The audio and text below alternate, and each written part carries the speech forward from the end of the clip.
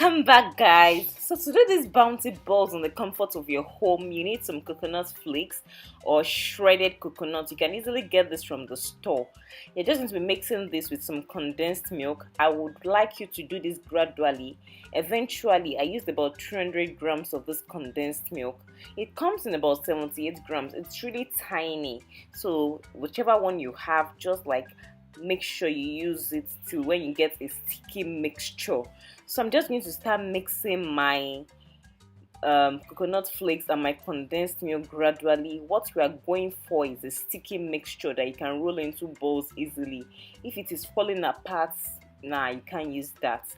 I'm just going to take you through this so that you know the process of you like walking through with your coconut flakes and your condensed milk.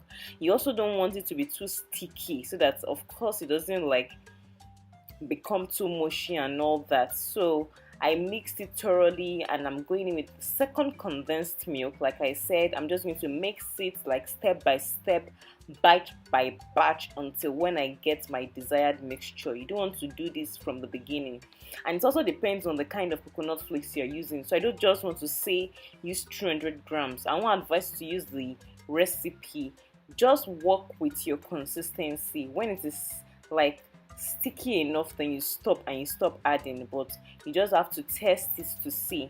So at this point I wanted to see if it was ready to be rolled into balls. I tried it, but it was still kind of like falling apart, so I added my last condensed milk, and this was exactly what I was going for. This was the consistency I wanted, something that by the time you roll it with your fingers, it's all together, it's not breaking apart, it's just like one solid candy that you're buying from the store, that you bought from the store. So at this point, of course, I've had my desired consistency, so I'm just rolling it into bowls. You can roll it into different shapes, and this is something that the kids will love. I also like called my son to join me in doing this, and he absolutely loved it. Of course, do this with your washed hands.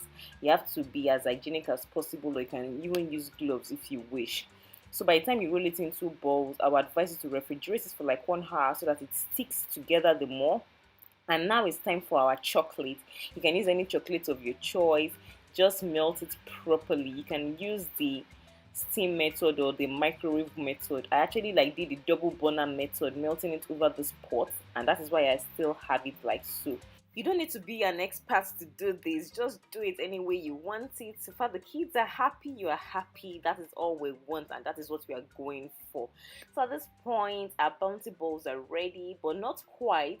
You still have something to do. You can use some extra melted chocolate to serve like a garnish. Don't worry, it looks like messy right now, but it's going to turn out well at the end of the day. So just like flick it back and forth, use this like a frosting, like a kind of like a garnishing. I just like put some extra melted chocolate in a nylon and I just use it like a piping bag, and so I'm sprinkling some extra coconut flakes on it, and I turned back and I put it back into the refrigerator for 1 hour. And guys, thanks for watching. This is what we have at the end of the day. I hope you enjoyed it. Bye for now.